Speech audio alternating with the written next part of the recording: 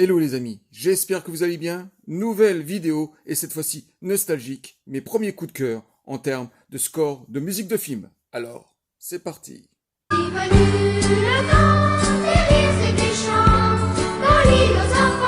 Être un jeune et un adolescent dans les années 80 était juste une expérience extraordinaire.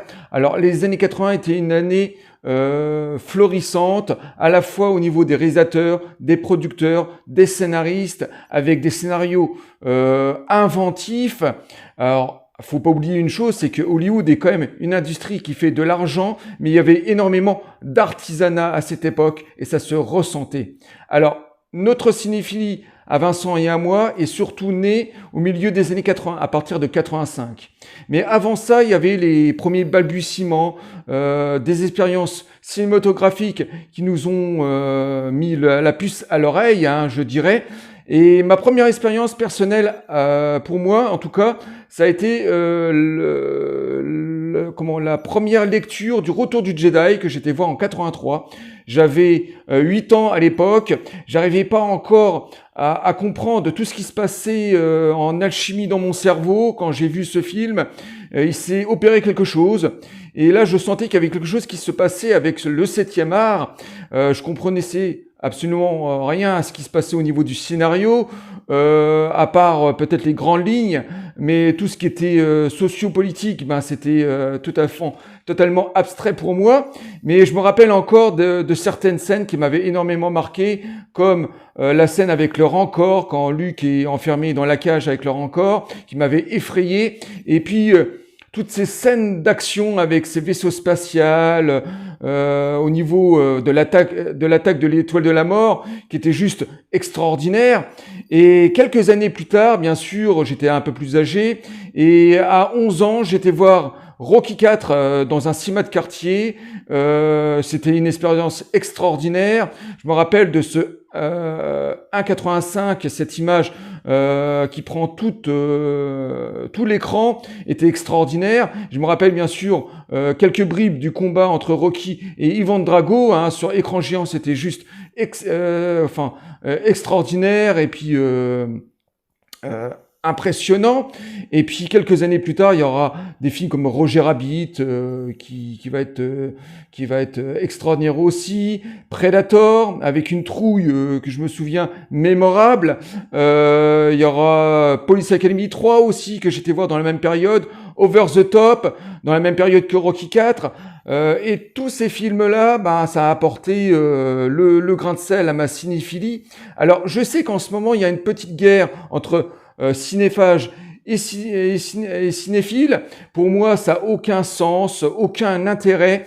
Être cinéphile, pour moi, c'est juste un mot qui a été inventé pour classifier les amateurs de cinéma. Alors, cinéphile, c'est juste l'alchimie dans le cerveau des gens. Pourquoi une personne aime le cinéma en particulier et d'autres, ça va être le sport, aller au stade tous les week-ends, savoir la connaissance au niveau des clubs de foot. Pourquoi ? On sait pas. Nous, on est passionnés par le cinéma. Il y a quelque chose, qui nous fascine autant que dans le sport pour d'autres. Pour moi, c'est tout simplement une alchimie dans le cerveau. C'est quelque chose. C'est une question de sensibilité. Alors pour moi, ça n'a pas dû d'être de classifier cinéphage. Alors cinéphage pour certains, ça veut dire grosso modo qu'on avale beaucoup de films, qu'on a beaucoup de connaissances.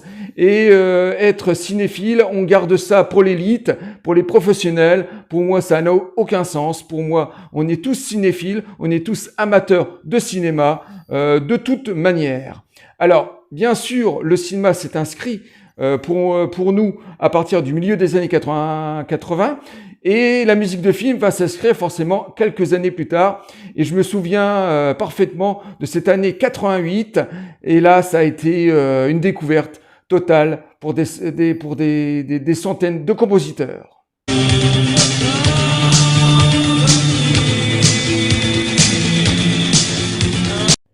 Rocky 1 et Rocky 2. Première expérience auditive. Nous sommes en avril. Mon père me garde tous les 15 jours après le divorce de mes parents. il me demande tout simplement ce que je veux pour mon anniversaire, me vient à l'esprit bien sûr le score de ces 2 premiers Rocky.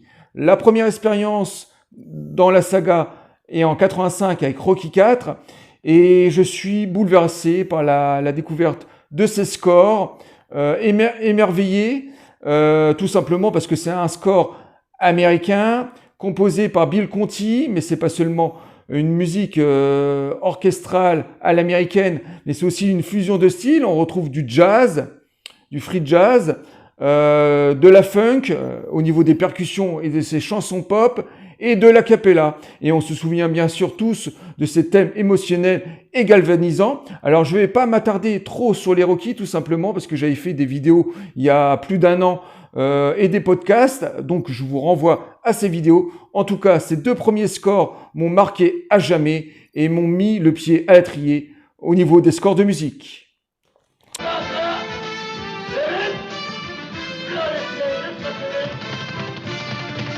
Ensuite, la série des années 70, Michel Strogoff, Vladimir Cosma à la composition. Pour tous les quarantenaires, c'est une série d'enfance, d'aventure, produite par les Français, je dirais même une série européenne qui a été tournée dans des pays de l'Est.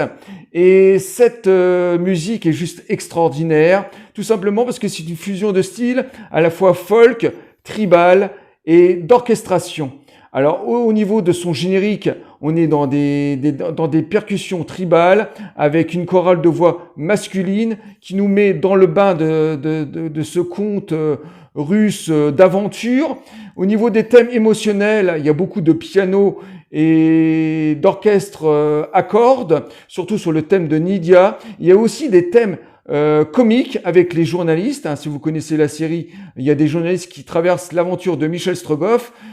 Donc là, cette fois-ci, un orchestre à cuivre avec beaucoup de flûtes qui accompagnent ces thèmes comiques.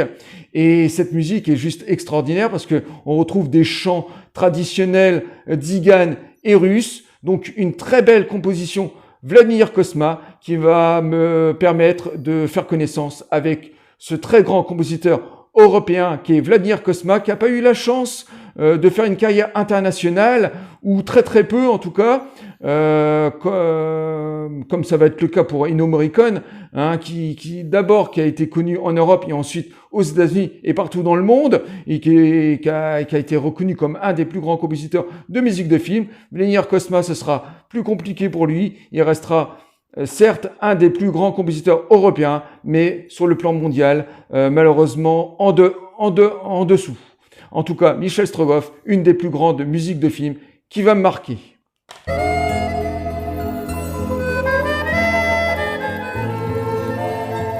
Ensuite, John Carpenter et Halloween 3. Alors pourquoi Halloween 3? Tout simplement parce que Carpenter se réinvente dans la saga Halloween. Il quitte les thèmes de Michael Myers et de son premier film, ces thèmes emblématiques. Et là, il nous réinvente une musique électronique plutôt expérimentale, je dirais plutôt avant-gardiste pour l'époque, en tout cas je trouve.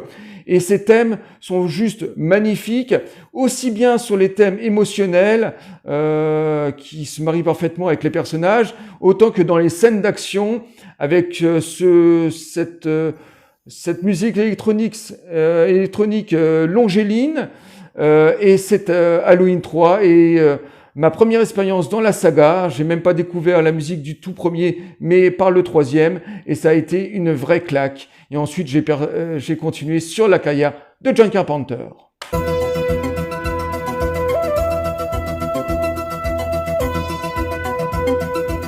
Et pour finir, Le Grand Chemin. Alors, Le Grand Chemin, une comédie populaire française, mais pas seulement, mais aussi un drame. Et cette musique est accompagnée de thèmes émotionnels vraiment déchirantes. Il y a aussi des thèmes très graves, donc accompagnés d'orchestres à cuivre et expérimental. On est aussi dans une musique électronique qui amène une chape de plomb sur ce film. En tout cas, c'est un score de musique assez simple. On a l'impression que quand on entend cette musique, ben, on est avec cet enfant de 10 ans en vacances en province, avec beaucoup de fantaisie. En tout cas, c'est une musique assez simple d'écoute. Le CD est très court, il dure qu'une trentaine de minutes.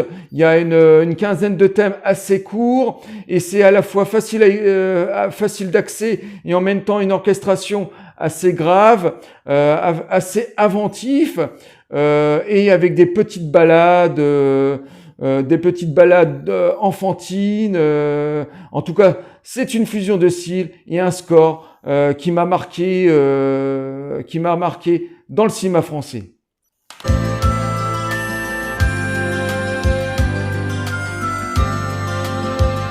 Ben voilà les amis, je viens de vous montrer ces 5 scores de musique qui m'ont marqué pour l'année 88, qui m'ont mis le pied à l'étrier. Donc ce sont des scores relativement différents les uns des autres, mais en tout cas, ça m'a marqué à jamais.